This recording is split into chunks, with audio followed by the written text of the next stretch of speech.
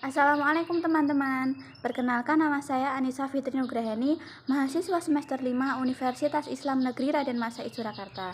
Prodi saya yaitu Pendidikan Agama Islam. Di video kali ini saya akan menjelaskan mengenai historisitas fikih. Pertama, saya akan menjelaskan mengenai historisitas fikih. Teks Al-Quran dan hadis Nabi Shallallahu Alaihi Wasallam dalam Islam menempati posisi sentral dalam kajian yang merupakan peradaban.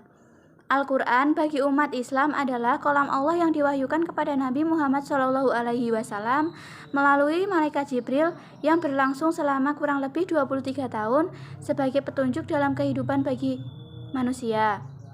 Kemudian, masyarakat Muslim di Indonesia berbeda dengan masyarakat Muslim di Mekah, Madinah, dan wilayah lainnya.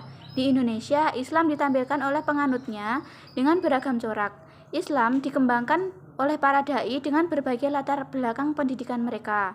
Di Indonesia terdapat dua organisasi Islam sebagai representasi organisasi Islam Indonesia, yaitu Muhammadiyah dan NU, aliran yaitu Sunni dan Syiah, serta aliran teologi dan mazhab fikih. Selanjutnya yaitu stagnasi tasyrik Islam. Fikih merupakan produk kondisi sosiohistoris karena fikih merupakan hasil olah nalar manusia yang relatif dan lahir berdasarkan kondisi sosiokultural. Faktor tempat, situasi, dan kondisi serta zaman merupakan variabel-variabel yang berpengaruh secara signifikan dalam mewarnai kelahiran fikih. Selain itu, faktor subjek dalam hal ini ulama fikih menjadi penentu warna rekayasa fikih, termasuk afiliasi mazhab fikih yang dianut. Selanjutnya yaitu fenomena fikih generasi awal. Jika ditelusuri ke belakang, dalam pertumbuhannya hukum Islam dimulai dengan suatu masa pembentukan dan pembinaan secara langsung oleh Rasulullah Shallallahu Alaihi Wasallam terhadap generasi pertama kaum muslimin dengan segala kompleksitasnya. Pada saat itu, hukum Islam dapat dikatakan sebagai solusi terhadap masalah kemanusiaan. Dengan begitu, karakter fikih yang lahir lebih berorientasi memenuhi kebutuhan masyarakat pada zamannya. Bahkan, pada masa Rasulullah Shallallahu Alaihi Wasallam pun, hukum Islam atau fikih merupakan respon positif Al-Quran terhadap persoalan-persoalan yang muncul. Selanjutnya yaitu fenomena fikih di masa pembentukan mazhab. Sebagian ulama, khususnya para ahli sejarah, pembentukan hukum Islam memandang bahwa mazhab-mazhab yang dibangun oleh para imam mazhab lahir dalam kitaran pengaruh politik penguasa. Kepentingan politik diduga turut berpengaruh dalam memberi corak dan karakter fikih-fikih yang lahir dari mereka. Mereka yang tercatat misalnya Imam Malik, Imam Hanafi, Imam Syafi'i, dan Imam Hambali. Imam yang pertama yaitu Abu Hanifah, nama lengkapnya Nu'man ibnu Sabit ibnu Zauti, dilahirkan pada tahun 80 Hijriah di Kufah, belajar dari ulama tabi'in Hamad ibnu Abi Sulaiman. Imam yang kedua yaitu Imam Malik, bernama lengkap Malik ibnu Anas ibnu Malik ibnu Abi Amir. Imam ketiga yaitu Al-Imam Al-Syafi'i, nama lengkapnya adalah Abdullah ibnu Muhammad ibnu Idris ibnu Abbas ibnu Utsman ibnu Syafi' Al-Syafi'i Al-Muttalibi. Ia dilahirkan di Ghuza tahun 150 Hijriah. Imam keempat yaitu Ahmad ibnu Hambal. Ia adalah Ahmad ibnu Hambal ibnu Hilal Al-Zahili Al-Syaibani Al-Maruzi Al-Baghdadi. Ia dilahirkan pada tahun 164 Hijriah. Selanjutnya yaitu ketika pintu ijtihad tertutup. Tertutupnya pintu ijtihad tidak menutup seluruh pintu ijtihad itu sendiri. Satu pintu ijtihad ditutup dan yang lainnya tetap terbuka. Pintu ijtihad yang ditutup adalah ijtihad mutlak atau penalaran independen. Dan yang tetap terbuka adalah pintu ijtihad al-mazhab atau ijtihad dalam koridor mazhab.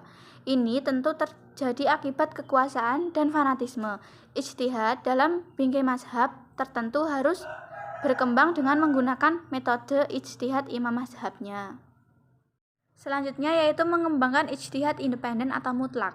Akhir-akhir ini muncul kegelisahan intelektual tentang urgensi dan utilitas usul al-fiqih dalam diskursus keislaman.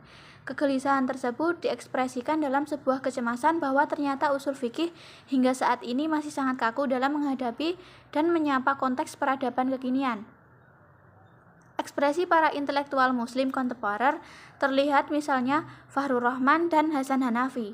Fahrur Rahman berpendapat bahwa tidak cukup hanya menggunakan usul fikih dan teori fikih tentang khatiyat dan zaniyat.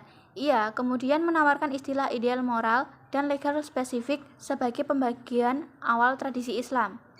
Kemudian, Hasan Hanafi melihat sebuah keharusan untuk melihat 3 dimensi masa dalam upaya pengembangan fikih seiring peradaban hidup manusia. Yang pertama yaitu masa lampau, yang dipersonifikasi dengan Al-Turaj Al-Qadim atau khazanah klasik. Kedua, esok dengan sebuah prediksi yang diletakkan pada indikator yang jelas dengan melihat tanda-tanda zaman. Dan yang ketiga yaitu sekarang atau Al-Hali yang dipersonifikasikan dengan terma Al-Waqi atau realitas kontemporer.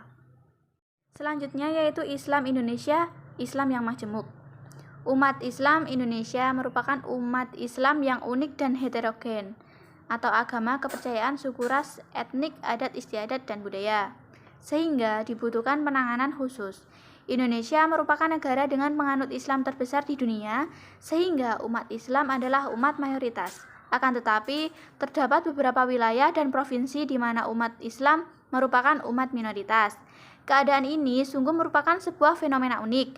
Potensi konflik atas nama agama juga merupakan masalah serius yang harus dipertimbangkan dalam pengambilan kebijakan. Bahkan, secara internal, umat Islam mempunyai beberapa ormas, mazhab, dan organisasi, sehingga dibutuhkan kearifan berkomunikasi dalam mengambil kebijakan. Sebagai contoh yaitu penetapan awal puasa dan Hari Raya Idul Fitri, biasanya diwarnai perbedaan-perbedaan. Selanjutnya yaitu kearifan menyikapi perbedaan. Keragaman merupakan kekayaan sepanjang keragaman dan perbedaan dipahami dan disikapi secara arif dan positif sebagai bagian dari sunnatullah, maka ia akan membawa kehidupan ini lebih indah dan menarik untuk dijalani dan dinikmati.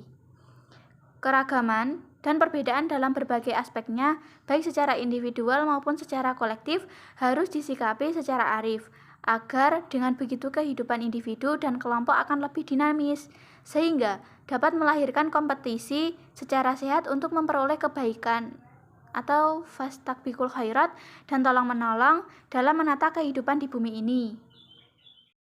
Yang terakhir yaitu urgensi perumusan fikih Islam Indonesia. Dalam merespon konteks kekinian, dibutuhkan kesadaran sejarah dan kepekaan terhadap realitas kontemporer bagi umat Islam. Sebab Al-Quran sebagai wahyu dari Tuhan, sementara fikih merupakan produk dan hasil kreasi intelektual para fuqaha, hendaknya dapat dibedakan. Warisan yang ditinggalkan Nabi SAW adalah Al-Quran dan As-Sunnah. Ulama fikih idealnya mewariskan cara memahami Al-Quran dan Sunnah, dan bukan semata-mata pada produknya saja. Pintu ijtihad seyogyanya tidak ditutup, bahkan harus dibuka dengan mengakses daya kreasi ulama belakangan, sebab fikih sebagai salah satu cabang ilmu atau kajian Islam harus terus-menerus diuji. Demikian yang dapat saya sampaikan, kurang lebihnya mohon maaf. Wassalamualaikum warahmatullahi wabarakatuh.